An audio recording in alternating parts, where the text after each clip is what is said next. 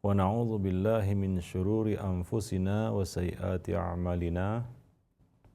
May yahdihillahu fala mudhillalah wa may yudlil fala hadiyalah. Asyhadu an la ilaha illallah wahdahu la syarikalah wa asyhadu anna Muhammadan abduhu wa rasuluh. Ya ayyuhalladzina amanu ittaqullaha haqqa tuqatih wa la tamutunna illa wa antum muslimun. Amma ba'd, fa inna afdalal hadisi kitabullah wa khairal huda huda nabiyyina Muhammad sallallahu alaihi wasallam wa syarrul umuri muhdatsatuha wa kullu muhdatsatin bid'ah wa kullu bid'atin dhalalah wa kullu dhalalatin finnar. Ma'asyiral muslimin wal muslimat, hadirin dan hadirat, para pendengar dan para pemirsa TV Roja dan Radio Roja yang dimuliakan oleh Allah Subhanahu wa taala. Pertama-tama kita memanjatkan puji dan syukur kepada Allah Subhanahu wa taala atas segala karunia dan nikmat yang telah diberikannya kepada kita. Pada kesempatan siang ini kita dapat bertemu kembali melalui program kajian Islam ilmiah. Sebagaimana biasa, kita akan membahas kitab aktualisasi akhlak muslim. Salawat dan salam tidak lupa kita limpahkan untuk Nabi kita Muhammad sallallahu alaihi wasallam yang telah menunjuki kita kepada semua kebaikan ini. Salawat dan salam tidak lupa juga kita limpahkan untuk keluarga beliau, sahabat-sahabat yang setia menyertai beliau di dalam menegakkan dinul Islam dan menyampaikannya kepada seluruh umat manusia. Dan juga salawat dan salam ini kita limpahkan untuk siapa saja di antara umat beliau yang mengikuti sunnah beliau sampai hari kemudian kelak. Para pemirsa dan para pendengar TV Roja dan Radio Roja yang dimuliakan oleh Allah Subhanahu wa taala, pada kesempatan siang ini kita akan melanjutkan pembicaraan kita tentang beberapa akhlak-akhlak mulia yang mesti dimiliki oleh seorang muslim. Pada kajian yang lalu, terakhir kita membahas tentang bahaya kezaliman. Yang mana kezaliman ini merupakan lawan dari keadilan, dari sifat adil. Rasulullah SAW telah memperingatkan kita semua dari bahaya kezaliman, bahwa kezaliman itu adalah kegelapan pada hari kiamat. Orang yang zalim pasti akan merasakan pahitnya kezaliman yang dilakukannya.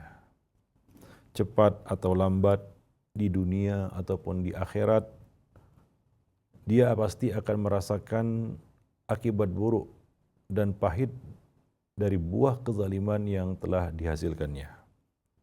Sebab tidak ada dosa yang lebih layak dipercepat siksanya daripada kezaliman. Nabi SAW bersabda, "Ma min dzambin ajdar ayu ajjilallahu li sahibihi al-uqubah fid dunya ma'a ma yaddakhiru lahu fil akhirah minal baghi wa qati'atir rahim." Tidak ada dosa yang lebih patut dipercepat siksanya di dunia oleh Allah Subhanahu wa taala kepada pelakunya, di samping siksaan yang telah disiapkan baginya di akhirat, selain daripada dosa kezaliman dan dosa memutus tali silaturahim. Jadi dua dosa ini layak dipercepat hukumannya di dunia sebelum di akhirat. Al-baghyu wa qati'atur rahim. Dosa kezaliman, menganiaya orang lain tanpa hak dan memutus tali silaturahim. Orang zalim pasti dibenci oleh manusia, pasti dijauhi oleh manusia, dan Allah Subhanahu wa taala akan mencegah, akan menahan hidayahnya dari orang yang zalim tersebut. Kezaliman ini akan menutupi hatinya. Hatinya akan mengeras, hatinya akan tertutup. Allah Subhanahu wa taala mengatakan, "Innallaha la yahdil qaumaz zalimin." Sesungguhnya Allah Subhanahu wa taala tidak akan memberi petunjuk kepada kaum yang zalim, kepada orang-orang yang zalim. Apabila seorang hamba terus berkubang dalam kezaliman hingga maut menjemput, maka azablah, siksa yang pedihlah yang akan mengiringi hidupnya, baik di dunia, di alam barzakh, dan nantinya juga di akhirat. Sekalipun ia membawa segudang pahala, namun bisa saja pahala-pahala kebaikannya itu tergerus habis karena kezaliman-kezaliman yang dilakukannya. Betapa menyesal orang yang zalim ketika menyaksikan semua kebaikan-kebaikannya dibagi-bagikan kepada orang-orang yang telah dizaliminya. Inilah orang yang bangkrut. Nabi SAW pernah bertanya kepada para sahabat dengan tujuan untuk mengajarkan sesuatu perkara kepada mereka, memberikan pelajaran kepada mereka. Atadruna manil muflis? Tahukah kamu siapakah orang yang bangkrut? Maka para sahabat mengatakan, al-muflis man la dirhama wa la mata'. Orang yang bangkrut adalah orang yang tidak punya dirham, tidak punya uang, dan tidak punya barang. Pedagang, kalau sudah tidak punya uang lagi, barang sudah tidak ada di gudang, barang sudah habis, tapi uang tidak ada, ini namanya bangkrut. Nabi menjelaskan, al-muflisu fina, hakikat orang yang bangkrut di kalangan umatku adalah, ya, pada hari kiamat nanti, yaumul qiyamah, adalah orang yang telah membawa pahala salat, pahala puasa, dan pahala zakat. Tetapi ia pernah memaki si fulan, menuduh tanpa bukti si fulan, memakan harta si fulan, menumpahkan darah si fulan, memukul si fulan, maka akibatnya pahala-pahala kebaikannya akan diberikan kepada orang-orang yang dizaliminya itu.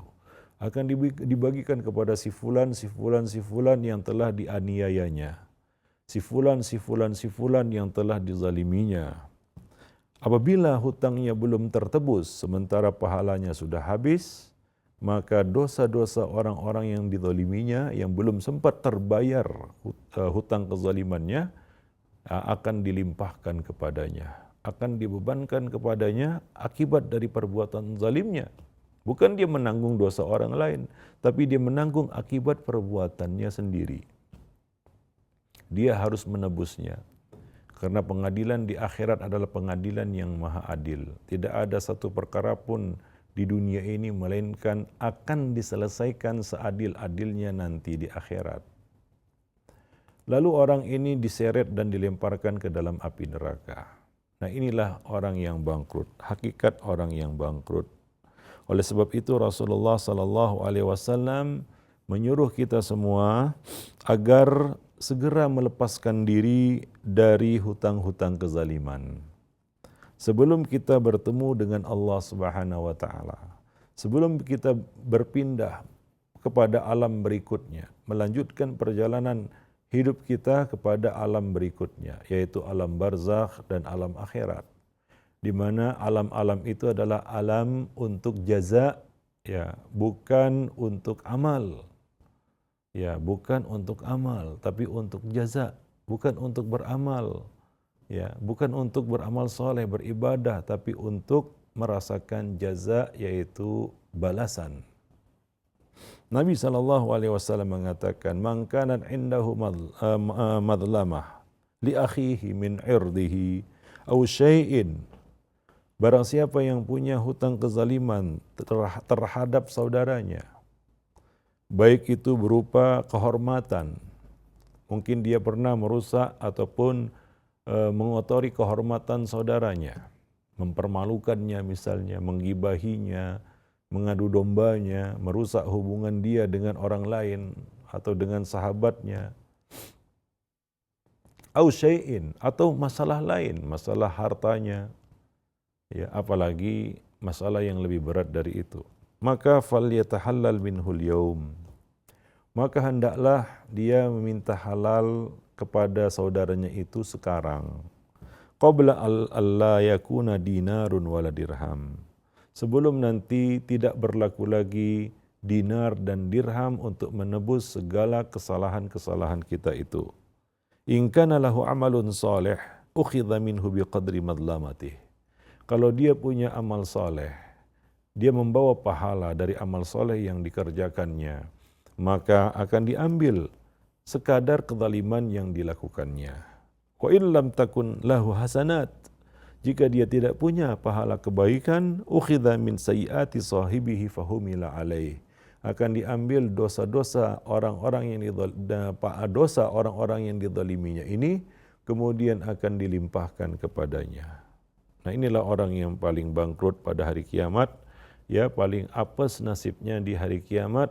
Bukanlah dia orang yang tidak beramal, tidak beribadah, tidak memiliki kebaikan, tidak beramal soleh. Dia adalah orang yang mungkin membawa banyak pahala, tapi ternyata dia banyak hutang kezalimannya. Maka janganlah rusak segala kebaikan-kebaikan kita itu dengan mempertahankan kezaliman kita terhadap saudara kita tanpa menyelesaikannya, tanpa meminta maaf kepadanya. Jangan kita ragu janganlah kita merasa gengsi untuk minta maaf kepada saudara kita.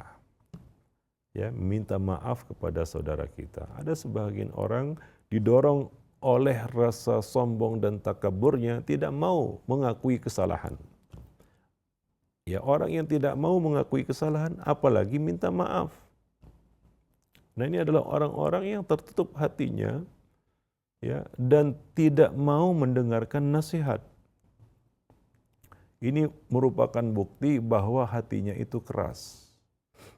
Ya, ada sebagian orang yang tidak mau mengalah dan tidak mau dikatakan salah. Ya, buru-buru dia minta maaf kepada orang lain. Seolah-olah minta maaf kepada orang lain itu adalah perkara yang tabu di dalam hidupnya, merendahkan martabatnya. Ya, padahal Nabi juga selalu minta maaf bahkan kepada para sahabat. Itu Nabi. Ya, itu para nabi. Mereka juga tidak segan minta maaf kepada sahabat-sahabatnya. Nah, demikian ini merupakan contoh bagi kita semua. Para salaf dahulu, para sahabat, ya, mereka segera minta maaf apabila mereka menemui adanya kekhilafan pada diri mereka.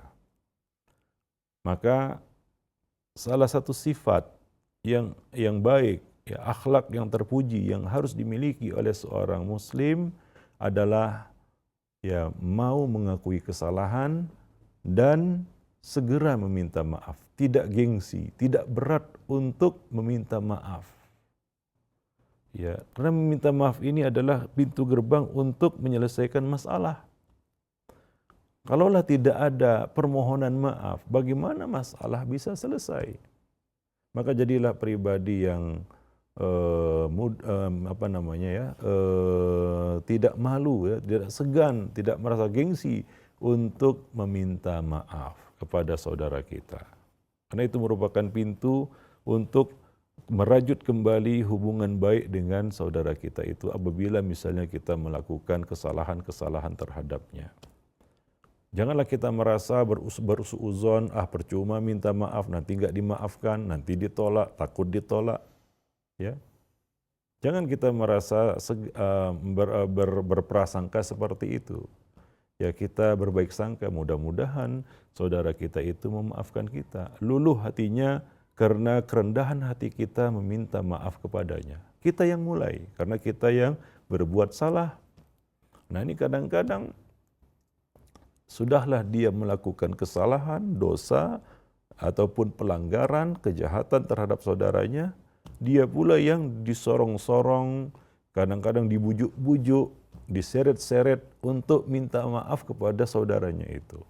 Nah, ini adalah sesuatu yang sangat tidak layak. Seharusnya dia yang mencari celah, mencari kesempatan untuk meminta maaf kepada saudaranya itu. Nah, demikian para pemirsa dan para pendengar Radio Roja dan TV Roja yang dimuliakan oleh Allah Subhanahu wa Ta'ala. Jadi hindarilah kezaliman, jauhilah segala bentuk kezaliman. Dan kalau kita terjerumus dalam suatu bentuk kezaliman, maka segeralah kita meminta maaf kepada yang bersangkutan. Itu pesan Nabi SAW kepada kita. Kemarin kita menceritakan tentang kisah Sawad bin Ghaziyah yang ditusuk perutnya oleh Nabi untuk meluruskan barisan. Lalu dia minta kisas, Nabi menyediakan dirinya untuk dikisas. Nah, ini seorang Nabi, ya, beliau ingin menyelesaikan masalah yang ada sekarang. Ya, beliau mengatakan barang siapa yang merasa punya hak, ya, dariku, maka hendaklah dia meminta kepadaku sekarang. Ya, nah demikian itu Nabi sallallahu alaihi wasallam, seorang nabi yang diampuni dosanya yang lalu maupun yang akan datang. Namun begitu beliau tetap berusaha sekuat tenaga untuk menyelesaikan seluruh masalah-masalah beliau dengan manusia. Maka dari itu, ya, orang yang paling bahagia hidupnya adalah orang yang dia menghirup udara pagi, dia tidak terlilit hutang, dan dia tidak punya masalah sangkutan dengan orang lain. Ini orang yang paling lapang hidupnya. Semua masalah dia selesaikan. Ya, semua hutang dia lunasi. Semua hutang segera dia selesaikan, dia tunaikan. Semua masalah dengan manusia segera dia selesaikan. Karena Allah memerintahkan kita untuk mencari jalan damai. Fa'aslihu dzata bainikum wassulhu khair. Ya, maka damaikanlah di antara dua saudara kamu, dan perdamaian itu adalah lebih baik. Maka seorang muslim harus berinisiatif mencari jalan damai, bukan mengelak, menghindar untuk menghindari perdamaian, seolah-olah dia tidak mau berdamai. Karena orang-orang yang tidak mau menyelesaikan pertengkaran mereka di dunia, maka pertengkaran ini akan berlanjut sampai hari kiamat. Allah akan menahan keduanya sampai mereka berdamai. Allah mengatakan, anzirahuma hatta yastaliha. Tahan keduanya sampai keduanya itu berdamai. Jadi semua perkara di dunia ini akan diselesaikan di akhirat. Semua hutang piutang itu akan dituntut di akhirat. Ya, apakah jumlahnya cuma sedikit, apalagi banyak. Ya, seorang sahabat, ya, seseorang yang mati meninggalkan hutang, Nabi menolak menyolatkan jenazahnya. Padahal hutangnya cuma 2 dinar. 2 dinar itu mungkin lebih kurang 300.000 saja. Ya, tapi karena itu Nabi tidak mau menyolatkannya sebagai teguran bagi yang lain. Hingga ya, Qatadah mengatakan, ya Rasulullah, aku yang menjamin pelunasan hutangnya.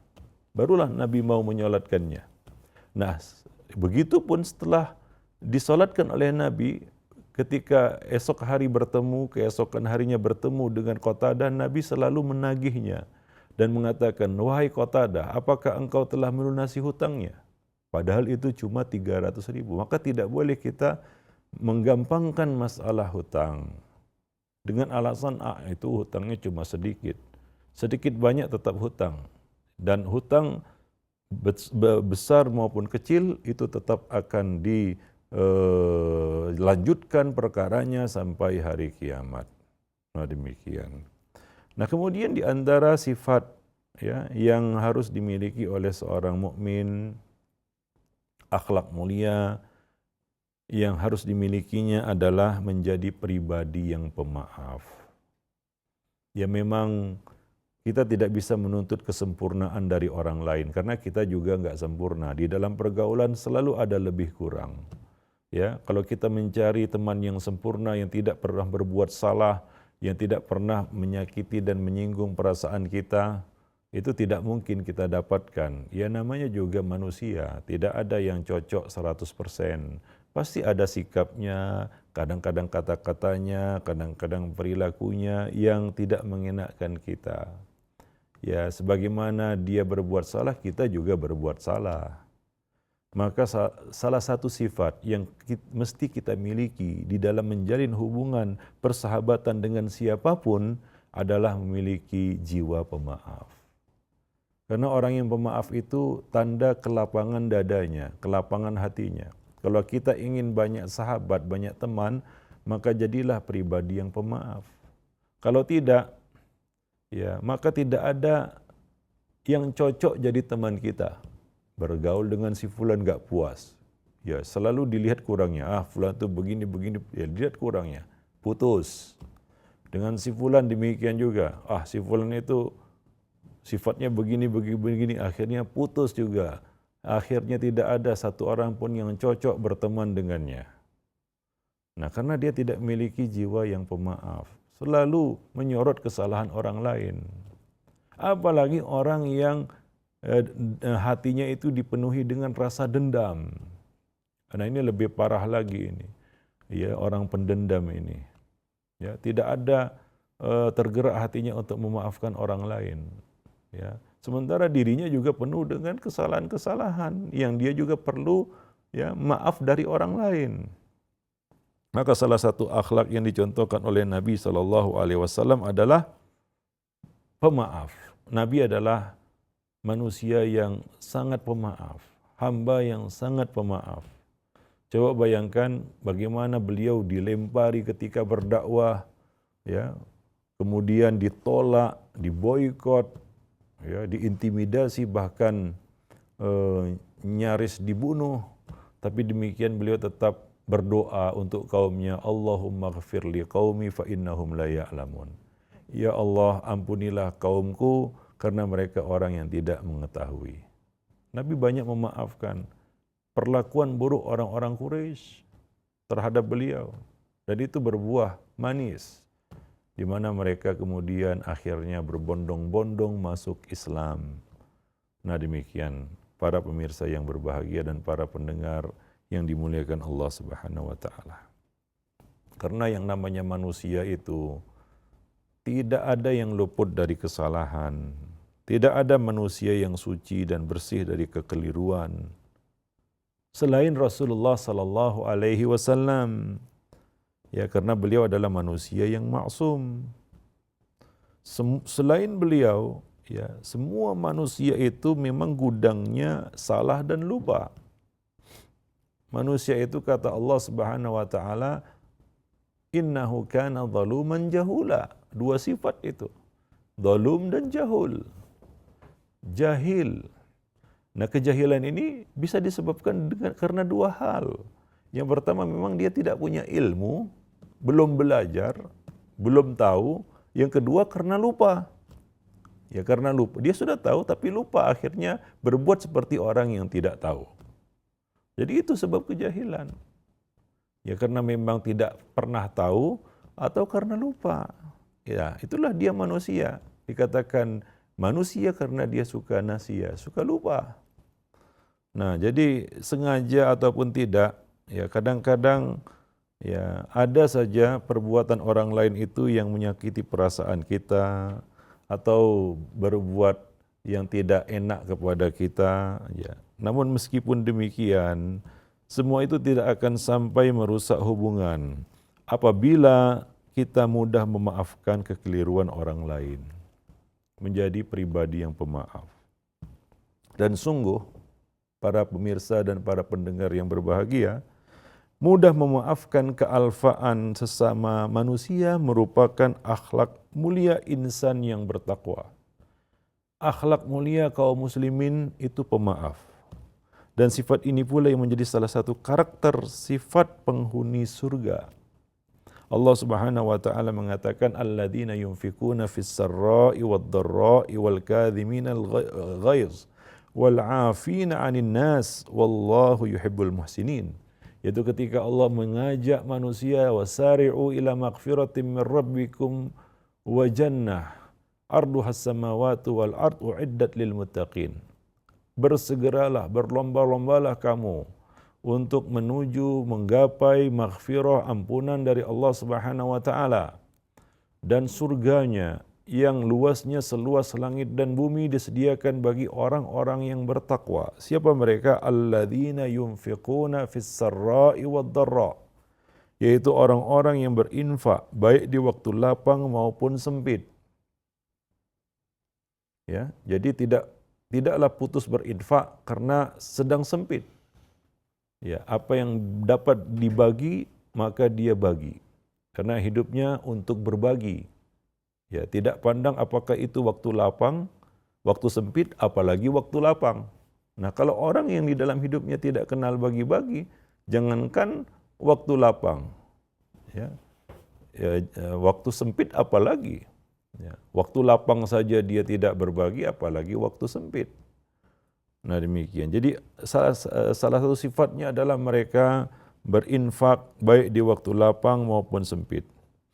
Kemudian wal kadhiminal ghaiz, orang-orang yang menahan amarahnya, yang dapat mengendalikan emosinya. Inilah orang yang kuat. Karena orang kuat itu bukanlah orang yang jago berkelahi, ya, yang dapat menumbangkan orang lain dengan pukulannya atau dengan gulatannya, bukan. Tapi orang yang dapat menahan dan mengendalikan emosinya, marahnya. Nah itu berat itu. Kadang-kadang banyak aja orang-orang yang mau memancing kemarahan kita. Kita kadang-kadang sudah buat baik, kita sudah tenang-tenang, ya kita sudah damai, tapi dipancing-pancing. Nah ini memang setan yang sedang memprovokasi kita, ya supaya kita lepas kendali, lalu jatuh dalam amarah. Nah orang itu kalau sudah marah kan berbuat yang jahil. Nah selepas itu barulah dia terpikir, waduh kenapa saya lakukan seperti itu. Baru dia nyesal. Setelah dia melakukan ya konsekuensi dari kemarahannya itu. Ya, itu marahnya itu dia perturutkan lalu dia lakukan dalam bentuk perbuatan. Baru dia menyesal, aduh mengapa saya tadi berbuat seperti itu. Nah karena orang-orang yang sedang marah itu rata-rata lepas kendali. Dia nggak bisa berpikir. Dia tidak lagi dapat membedakan yang baik dan yang buruk. Maka dari itu tolak pun tidak jatuh waktu sedang marah-marah. Wal'afina 'anil nas. Kemudian sifat berikutnya bagi para penghuni surga ini adalah orang-orang yang memaafkan kesalahan orang lain. Yaitu mereka adalah orang-orang yang suka memaafkan kesalahan orang lain. Allah menyukai orang-orang yang berbuat kebaikan. Nah, itu sifat para penghuni surga, yaitu afina 'anin nas. Al-afina 'anin nas, memaafkan manusia. Karena kalau kita ingin memiliki sahabat yang banyak, maka lapangkanlah dada kita. Kalau dada kita tidak lapang, maka tidak akan mampu menampung berbagai macam perilaku, sifat, dan karakter manusia. Ada yang sifatnya begini, ada yang tingkahnya begitu, ya seperti itu. Sebagaimana pula kita dalam pandangan manusia lainnya. Nah demikian para pendengar dan pemirsa yang berbahagia. Allah Subhanahu wa taala juga mengatakan in tubdu khairan aw tukhfuhu aw ta'fu an su' fa innallaha kana 'afuwan qadira. Jika kamu menyatakan suatu kebaikan, menampakkan satu kebaikan atau menyembunyikannya, yaitu sedekah. Kamu menampakkannya atau menyembunyikannya, ya, atau memaafkan satu kesalahan orang lain, maka sesungguhnya Allah Subhanahu wa taala memiliki sifat, memiliki nama memiliki sifat dan nama Maha Pemaaf dan Maha Kuasa. Allah Maha Pemaaf dan Allah memaafkan kesalahan hamba-hambanya dan Allah Maha Kuasa. Allah kuasa untuk mengadab mereka, menyiksa mereka, menghukum mereka, tapi Allah memaafkan mereka. Ya'fu an katsir. Allah banyak memaafkan kesalahan-kesalahan manusia. Nah demikian. Jadi alangkah beruntungnya seorang hamba yang hatinya mudah memaafkan, tidak membalas keburukan dengan keburukan, ya. Sebab tidaklah sama yang baik dengan yang buruk. Pasti berbeda. Manusia pun dapat menilainya mana yang baik dan mana yang buruk. Maka tidaklah perlu semua keburukan itu dibalas dengan keburukan yang sama. Dan kadang-kadang kalau keburukan kita balas keburukan, itu seringnya bablas. Keenakan membalas akhirnya bablas. Balasan kita itu lebih berat daripada kesalahannya. Sementara itu akan dihitung kisos nanti pada hari kiamat. Maka Allah Subhanahu wa taala memberikan targhib, yaitu apa? Menolak keburukan itu dengan kebaikan. Allah Subhanahu wa taala mengatakan wala tastawil hasanatu walas sayyi'ah. Tidak sama yang baik dengan yang buruk. Enggak sama. Ya. Siapapun dapat membedakannya. Ya. Orang yang fitrahnya masih lurus pasti akan dapat membedakan mana yang baik dan mana yang buruk. Tidak sama kebaikan dengan kejahatan. Idfa' billati hiya ahsan. Akan tetapi kejahatan-kejahatan dan keburukan-keburukan ini tidaklah harus dibalas dengan kejahatan dan keburukan. Namun tolaklah dia dengan cara yang baik, dengan kebaikan. Ya, tolaklah dia dengan kebaikan. Tolaklah kejahatan itu dengan cara yang lebih baik, dengan cara yang elegan. Fa idzal ladzi bainaka wa bainahu adawatun ka'annahu waliyyun hamim. Maka orang yang tadinya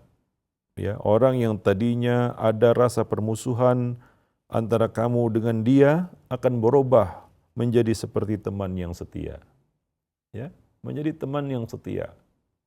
Nah, jadi untuk meluluhkan hati orang yang jahat tadi, yang berbuat buruk tadi, bukanlah dengan dibalas dengan keburukan dan kejahatan. Bahkan kalau dilawan dengan kekasaran, dia semakin kasar. Dia semakin menggila. Bahkan mungkin dia akan dari jahat mungkin berubah menjadi kejam. Ya, ini seperti memancing memancing api dengan minyak. Ya, memadamkan api dengan minyak. Ya, maka api itu tidak akan padam, bahkan malah bertambah berkobar nyalanya. Itu kalau kejahatan dibalas dengan kejahatan. Maka seperti ingin memadamkan api dengan air minyak. Bertambah dia kobarannya. Enggak selesai, maka dinginkanlah dia dengan air. Nah, demikian. Wa ma yulaqaha illal ladzina sabaru wa ma yulaqaha illa dzu hadzin azim. Tidak ada yang dapat melakukan hal semacam itu kecuali orang-orang yang sabar, dan tidak ada yang dapat melakukannya kecuali orang-orang yang telah dianugerahkan keberuntungan yang besar. Ya, punya kesabaran, kesantunan, akhlak yang mulia, sifat pemaaf, barulah dia dapat melakukan hal semacam ini. Rasulullah SAW juga mengabarkan bahwa Allah Subhanahu wa taala pasti menambah kemuliaan bagi seorang hamba ya yang mudah memaafkan, hamba yang pemaaf. Ya, tidaklah turun derajat kita, martabat kita di mata manusia, apalagi di mata Allah Subhanahu wa taala, dalam pandangan Allah Subhanahu wa taala, dengan memaafkan. Ya, Nabi mengatakan mana naqasat shadaqatun min mal wa ma zadallahu 'abdan bi'afwin illa 'izzan wa ma tawadu'a ahadun lillahi illa rafa'ahu Allah. Nabi mengatakan sedekah itu tidak akan mengurangi harta.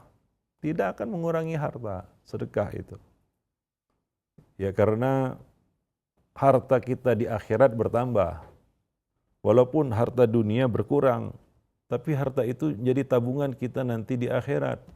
Sehingga nanti di alam kubur, di alam barzakh kita akan meminta kepada Allah, ya Rabbi aqimis sa'ah, ajlis sa'ah, cepatkan hari kiamat, datangkan hari kiamat, hatta arji'a ila ahli wa mali, agar aku dapat berkumpul dengan keluargaku dan hartaku. Harta yang mana ini? Yaitu harta yang dia sedekahkan. Dia ingin kembali berkumpul bersama hartanya itu. Karena hartanya itu ternyata betul-betul menjadi miliknya, bukan menjadi milik orang lain. Wa ma zadallahu 'abdan bi'afwin illa izzan. Dan Allah pasti menambah kemuliaan kepada seorang hamba yang suka memaafkan.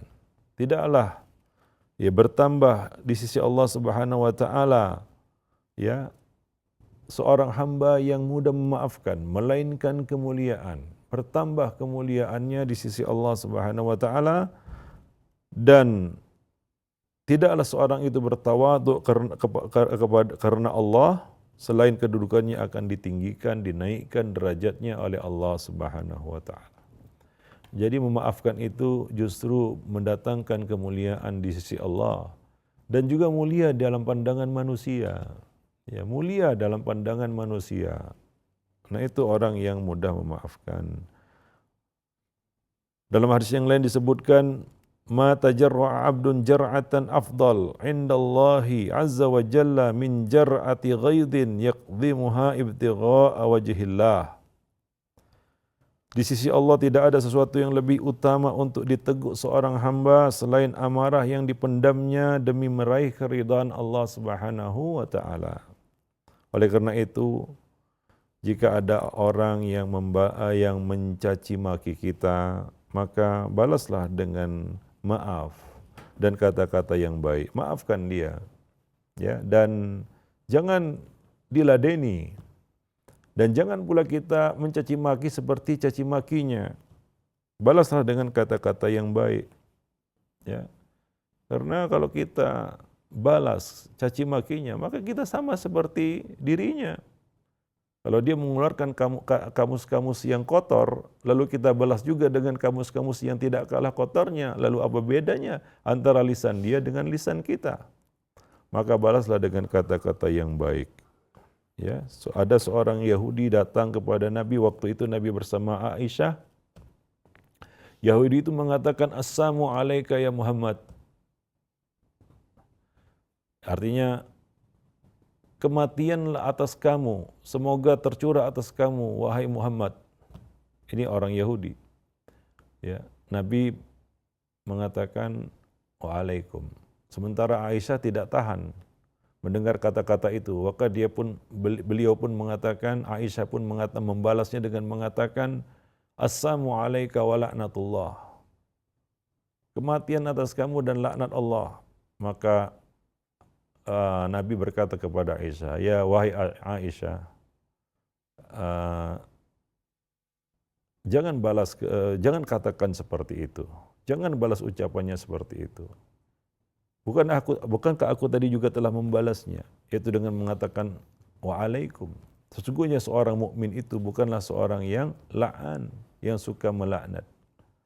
Nah, coba lihat bagaimana Nabi SAW memberikan contoh dan teladan kepada kita, kepada istri beliau, ya, bahwa caci maki itu tidak harus dibalas dengan caci maki serupa. Ya, nah demikian para pemirsa dan para pendengar yang berbahagia.